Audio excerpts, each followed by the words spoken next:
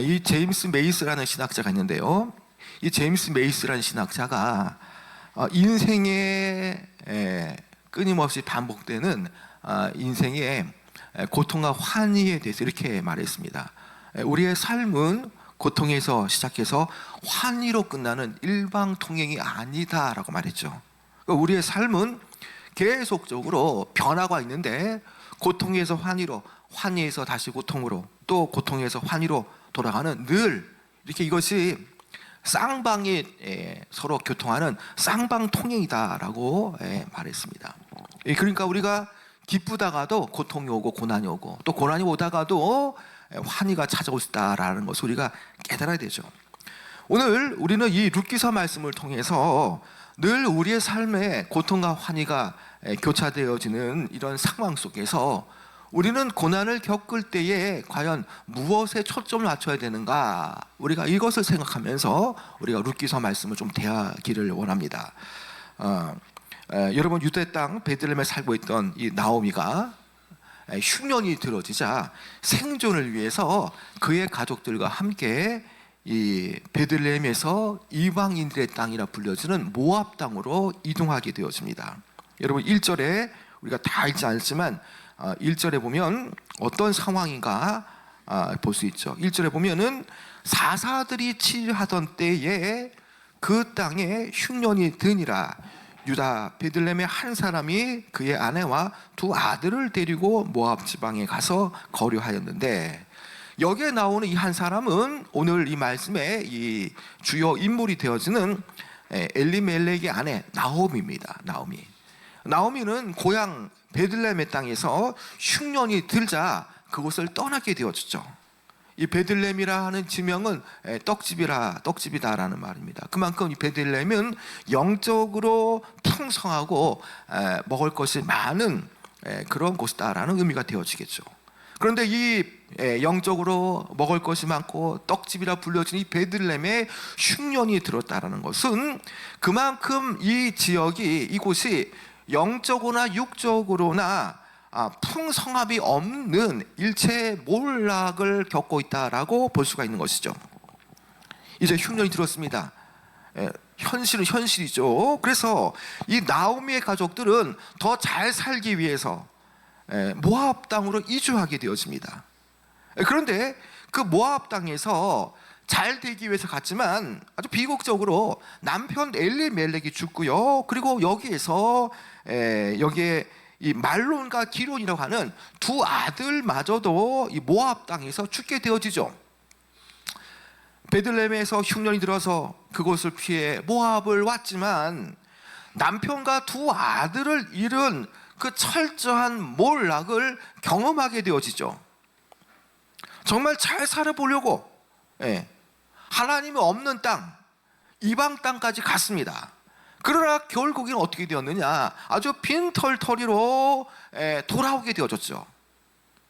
하나님이 없는 그 땅, 하나님의 임재를 경험하지 못하는 이 모압 땅, 그 모압 땅의 10년 동안의 시간은 가정의 어떤 잘됨과 또 물질적으로 또 여러 가지 그런 자식이 잘 되어지는 어떤 그런 바람을 가지고 갔지만 이 모든 것을 다 상실하고 그 소중한 것들을 다 잃어버린 10년의 세월이었다는 것이죠. 바로 여기에 나오미라는 여인의 형편이 드러나죠.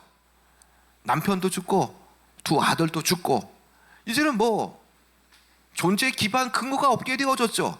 그러니까 자연스럽게 다시 고향 땅으로 되돌아오는 상황이었습니다. 오늘 말씀은 바로 이러한 상황을 반영합니다.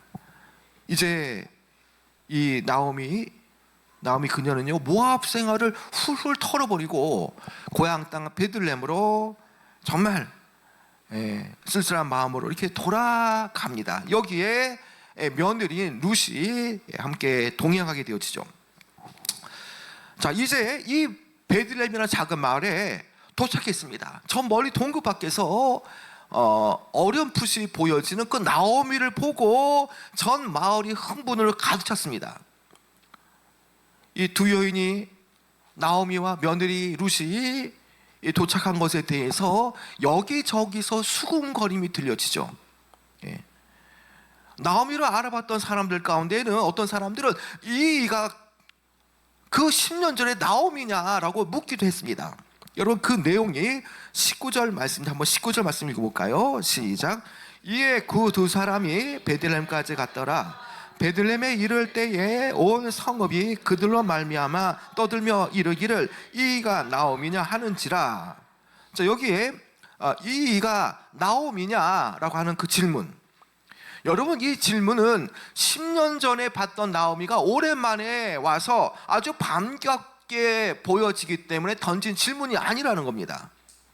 여러분, 이 베들레헴을 떠난 지 10년의 세월, 우리는 아주 깊게 이 모든 내용을 알 수 없지만, 그러나 지금 이 두 아들도 있고 남편도 잃고 자주 성가에서 돌아온 것이 아니라 아주 빈털터리로 텅 비어서 들어왔다는 사실을 통해서 그녀는 어느 정도 그 세월의 흐름 속에서 더 늙고 수척하고 피곤한, 저 도무지 10년 전에 이 고향 사람들이 봤던 그 나오미의 얼굴이 아니라는 것을 보면서 도저히 믿겨지지 않는다라는 마음으로 이렇게 이가 나오미냐는 질문을 했다는 것이죠.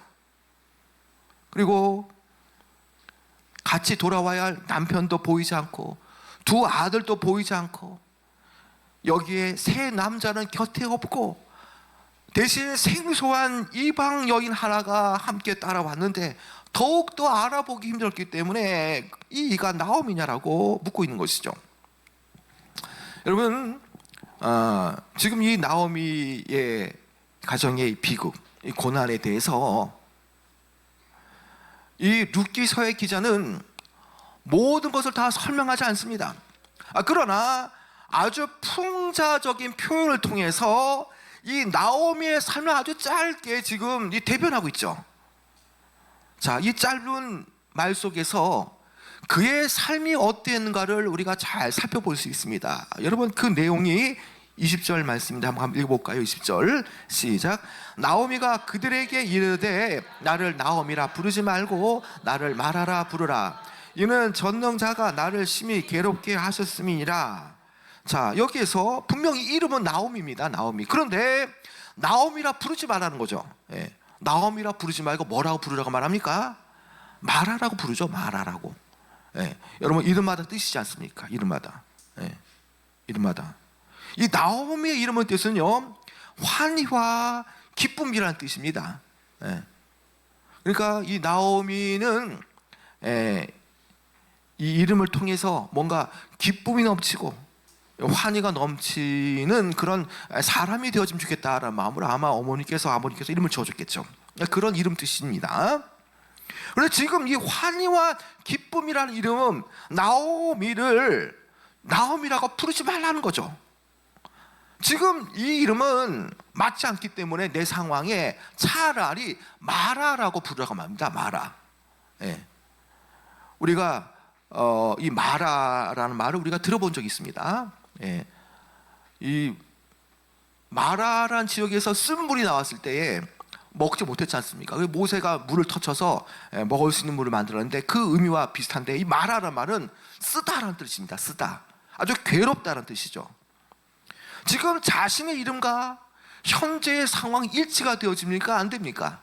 지금 자신의 이름은 환희와 기쁨이지만 지금 마라라고 부르라는 것은 자신의 삶의 처지와 이름이 너무나 상충되어지는 그 아이러니한 상황 속에서 이 도무지 이 세상의 이름도 전혀 걸맞지 않는데 무슨 나오미냐라는 겁니다. 대신 자신의 이름을 마라, 쓰디쓰고 괴롭다라는 이름 마라로 불러달라고 요청하고 있습니다. 여러분, 그렇습니다. 이 마라, 이 쓰디쓰다, 괴롭다라는 이 말의 뜻은요, 이 10년 동안에 이 모압 생활이 어땠는가를 아주 잘 보여주죠. 분명히 자세히 말하지 않지만은 그는 인생의 온갖 쓴맛을 다 봤을 겁니다. 아주 괴로운 맛을 다 봤습니다. 단물, 어떤 그런 기쁨 이런 것보다는 아주 그냥 처참하게 쓰디쓴 맛을 본 사람이라는 거죠. 잘 살아보려고 모압으로 갔다가 다 잃고 왔는데 거기에서 어떤 기쁨이 있겠습니까? 그래서 그녀는요, 원래의 이름이 나오미가 아니라, 기쁨의 나오미가 아니라 현재 내 상황에 맞는 인생의 고통을 맛본 쓰디쓴 마라 괴로움이라고 불러달라고 말하고 있습니다. 자, 그런데 이 여인이 이 과정 속에서 중요한 것을 이제 설명하고 있습니다. 자, 여기까지 오게 된 것, 그리고 여기까지 오게 된 원인은 어떤 것이냐? 풍족하기 위해서 갔지만 텅 비어서 돌아왔기 때문에 이런 일을 하게 하신 그분에 대해서 그가 언급하고 있죠. 자, 21절 내용을 보면은, 자, 한번 여러분 21절 한번 읽어봐야 될 것 같습니다. 중요하니까 한번 읽어보겠습니다. 21절, 자, 시작. 내가 풍족하게 나갔더니 여호와께서 내게 비어 돌아오게 하셨느니라. 여호와께서 나를 징벌하셨고 전능자가 나를 괴롭게 하셨거늘 너희가 어찌 나를 나옴이라 부르느냐 하니라. 자, 21절 하반절에 보면요, 내가 풍족하게 나갔더니 내게 비어 돌아오게 하셨느니라. 어떤 분이요? 여호와 하나님입니다. 여호와 하나님. 여호와 하나님께서 나를 징벌하셨고 전능자가 내가 지금 원하는 이름 마라처럼 괴롭게 하셨다라고 지금 이 원인의 주체자를 이렇게 설정하고 있다는 것이죠.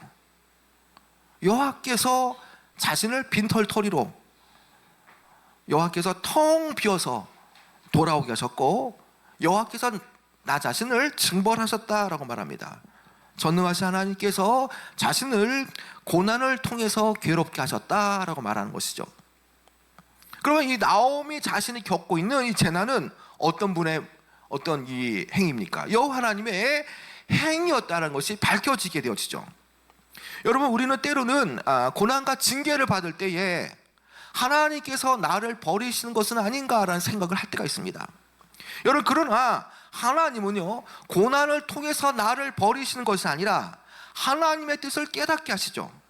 나를 그 고난의 현장을 통해서 주님께로 돌아오게 하시고, 돌아오게 하신 때에는 분명하게 우리를 들어쓰셔서 축복의 자리로 임하게 하신다는 것입니다. 성경은 늘 이 받는 고난에 대해서 이상하게 여기지 말라라고 권면합니다. 여러분, 우리가 인생을 살면서 크든 작든 뭐 믿음 생활 잘하든 못하든 상관없이 이 환난과 고통, 또 이 고난과 이 환희와 기쁨은 계속 이렇게 나타나고 또 바뀌어지고 하죠. 여러분, 이런 과정 속에서 내가 겪는 고난과 고통이 우리가 이 말씀 그대로 믿음의 시험 과정이라고 우리가 생각한다면, 중요한 것은 그 과정을 통해서 하나님께서는 나를 크게 쓰시기 위한 이 중간 과정이라는 것을 우리는 깨달아야 되는 것입니다.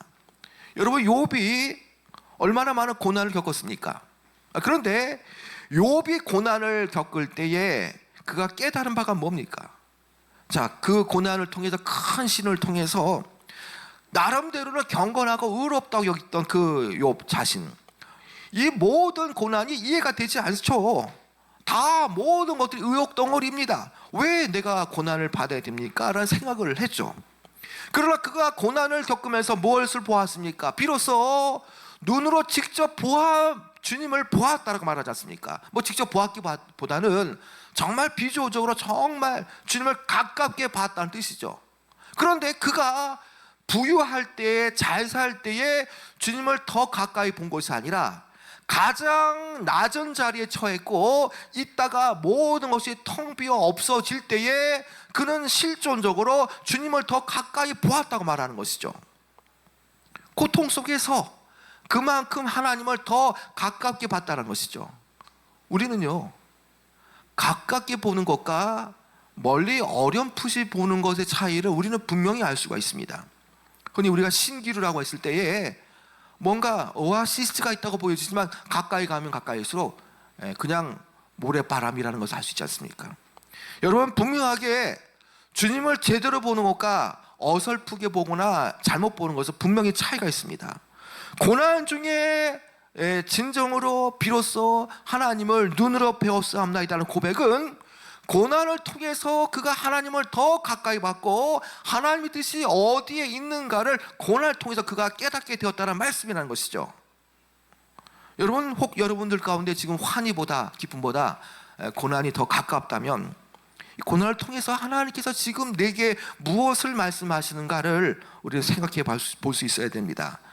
고난을 이 바른 자세로 직면한 사람들에게는요, 고난 이후의 시간은 분명한 신앙의 성숙의 시간이고요, 하나님의 뜻을 발견할 수 있는 너무나 중요한 시간입니다. 그래서 우리가 고난과 고통을 통해서 하나님을 깨달아 알아갈 때에 이 과정 속에서 우리는 하나님과의 바른 관계를 형성할 수가 있다는 것이죠. 이런 고난에 분명히 목적이 있는데요, 이 고난에 대한 목적 가운데에 베드로는 이렇게 고난을 설명합니다. 베드로전서 4장 12절과 13절에 보면, 사랑하는 자들아, 너희를 시련하려고 오는 불시험을 이상한 일 당하는 것 같이 이상 여기지 말고 오직 너희가 그리스도의 고난에 참여하는 것으로 즐거워하라. 이는 그의 영광을 나타내실 때에 너희로 즐거워하고 기뻐하게 하려 합니다.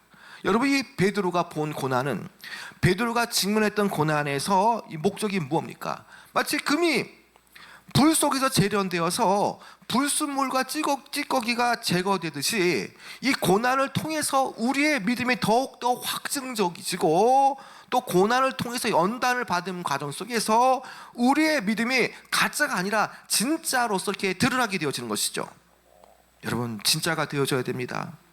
여러분, 끝까지 우리가 믿음으로 나가지 않습니까? 그런 과정 속에서 우리가 진짜의 믿음은 평소 때에 드러나지 않습니다. 고난을 겪을 때에 내 신앙이 진짜인지 아닌지가 판명되어지지 않습니까? 여러분, 그렇다는 겁니다. 불순물 있을 때는 잘 모릅니다. 그러나 연단되어지고 고난되어질 때에 여기서 점검이 나오는 것처럼 우리의 믿음도 그렇다는 겁니다. 야고보서 기자도 이렇게 말하지 않습니까? 고난에 대해서 어떻게 임해야 되느냐?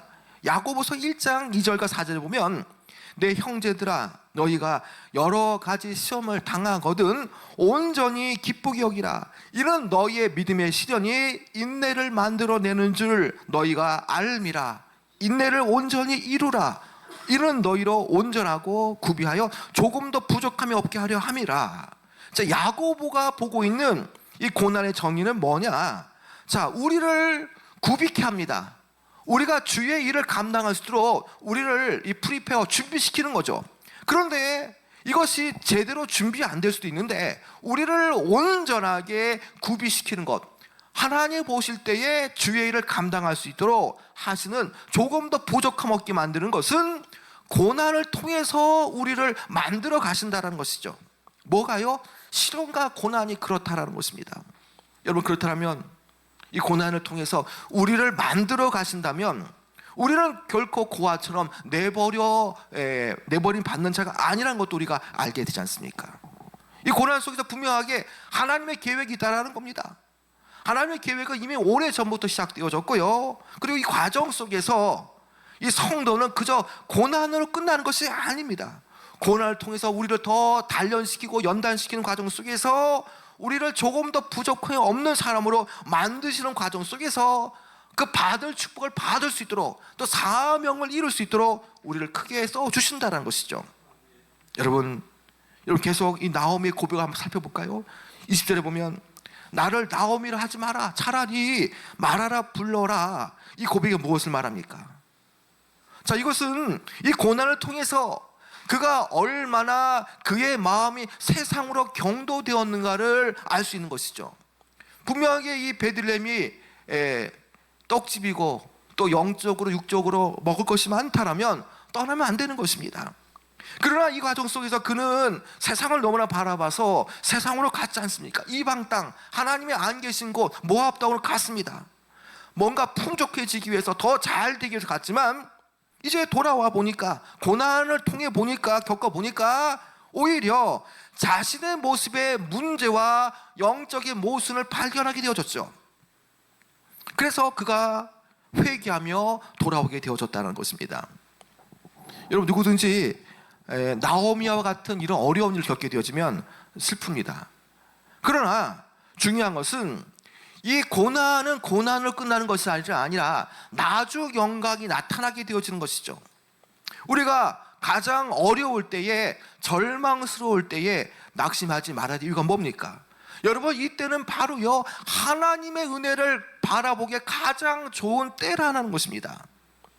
21절을 보니까 이렇게 고백하지 않습니까? 내가 풍족하게 나갔더니 여호와께서 내게 비어 돌아오게 하셨느니라. 여러분, 지금 하나님께 돌아오게 된 이유가 뭡니까? 예? 여호와께서 모압 땅에서 비어있게 했으니까, 텅 비어서 다 잃게 하고 다 없게 하시니까 그가 비로소 하나님이 계신 곳으로 돌아오게 되어졌다는 것이죠. 잘 살게 되어질 때에 하나님께 더 가까이 간다. 이론상 너무 좋죠. 잘 살 때에 고난 없고 하나님 잘 믿고 그거 너무 좋죠. 그러나 영적인 부분에서는 그렇지가 않다라는 겁니다. 우리가 등 따스고 배부르면요 하나님 찾지 않지 않습니까? 그래도 새벽에 기도하러 많이 나오는 이유, 금요일날 그래도 기도하는 이유가 뭡니까? 뭔가 문제가 발생하고 자녀가 어려우니까, 그래도 내 힘으로 안 되니까 주님께 나오는 것 아닙니까? 여러분, 그렇습니다. 그녀가 지금 바라는 것 가운데 하나가 뭐냐? 나를 베들레헴으로 돌아오게 하신 분은 다름 아닌 그녀 자신을 텅 비게 하셔서 돌아오게 하시는 하나님이라고 고백하고 있다는 것이죠. 자신도 모르는 사이에 그녀의 삶을 텅 비게 해서 희망을 앗아가신 분은 하나님이시고, 또 그리고 그녀에게 새로운 소망을 주기 위해서 베들레헴으로 발길을 인도하시는 분도 하나님이라고 하는 일종의 모순적인 그런 아이러니한 발언을 지금 하고 있다는 것이죠. 우리는요, 이 여인의 목소리를 통해서 하나님께서는 보이지 않는 곳에서도 그녀의 삶을 주관하시고 간섭하고 계심을 우리는 알아야 되는 것입니다.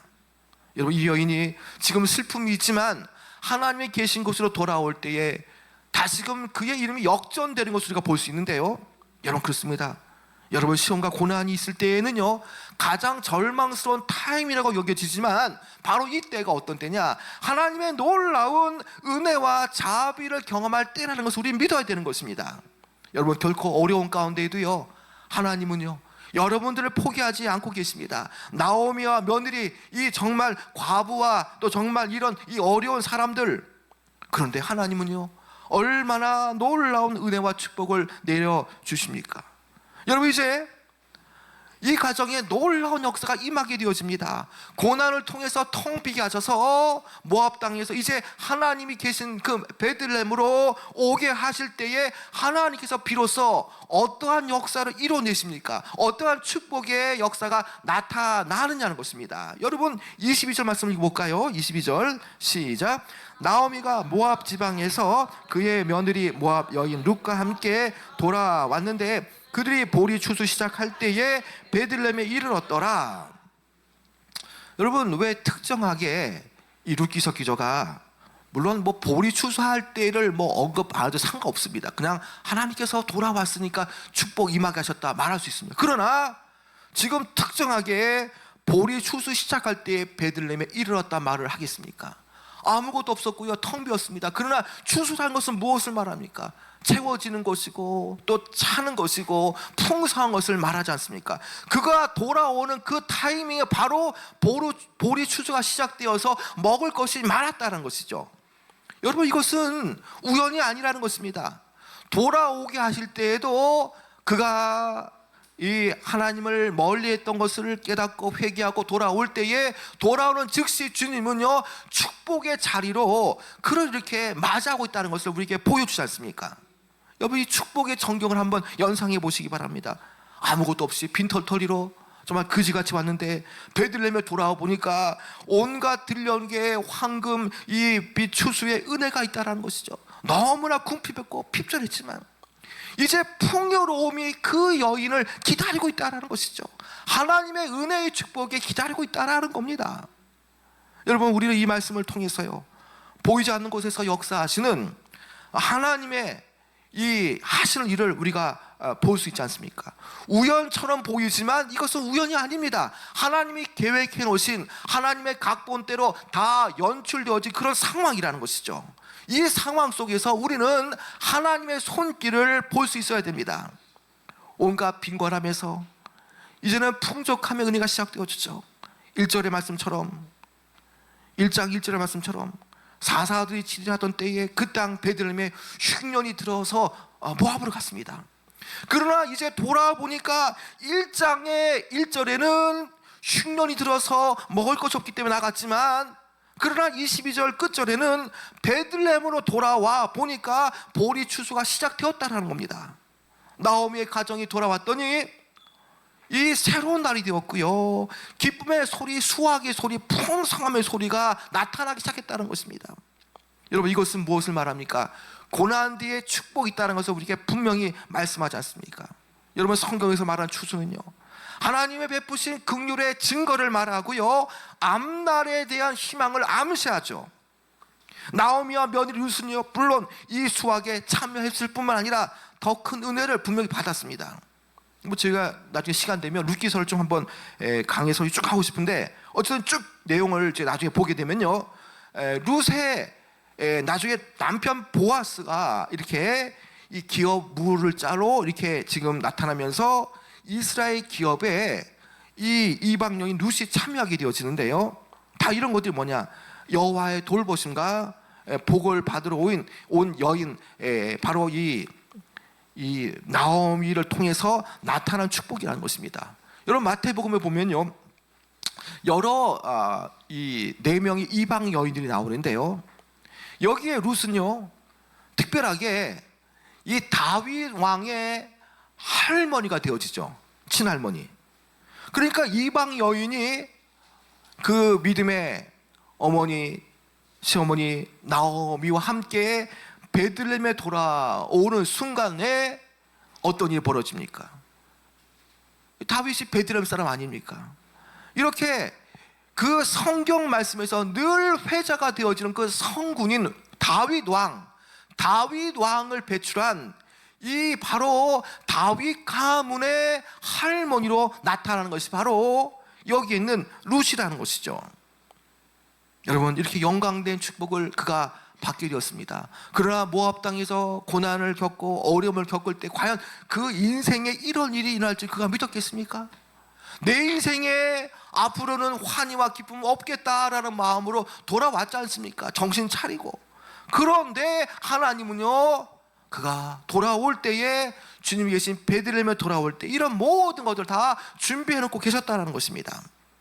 여러분, 1장의 말씀은요, 하나의 사이클을 보여줍니다. 베들레헴에서 떠났다가 모압에서 다시 베들레헴에 돌아오는 이 하나의 사이클을 보여주죠.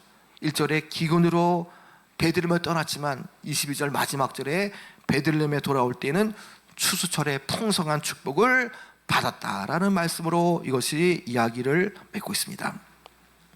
여러분, 이 여인은 어떤 사람입니까?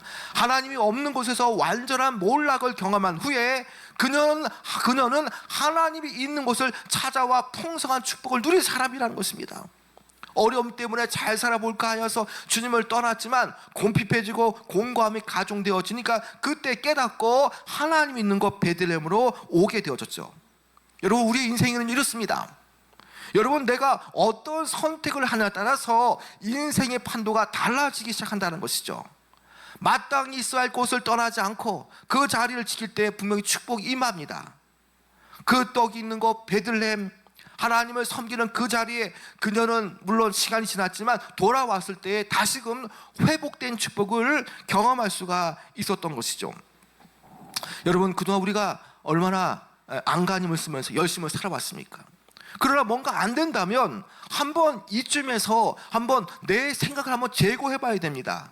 왜 스스로 내가 노력하는데 뭐가 길이 안 열리는가? 혹 내 방법이, 내가 뭔가 이루고자 하는 방법이 과정도 선해야 되고 결과도 선해야 되는데 결과는 선하게 가는데 과정이 잘못됐다면 그거 한번 돌아봐야 되고요.